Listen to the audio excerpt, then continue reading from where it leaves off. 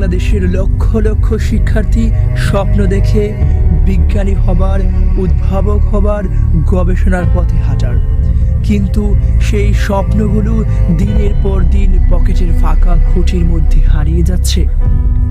বহু মেধাবী শিক্ষার্থী বিশ্ববিদ্যালয়ে গিয়েই বুঝে ফেলে ক্লাসের চেয়ে টিউশন জরুরি, গবেষণার চেয়ে বাড়ি ভাড়া বেশি গুরুত্বপূর্ণ। যে পড়াশোনার প্রতি এক সময় ছিল আগুনতপ্ত আগ্রহ, সেটা আজ অর্থের চাপে নিঃশেষ হয়ে গেছে। সরকার কি জানে মেধা শুধু জিপিএ দিয়ে বাঁচে না, মেধা বাঁচে সুযোগ দিয়ে, গবেষণার পরিসর দিয়ে। কিন্তু সেই পরিসর কে দেবে?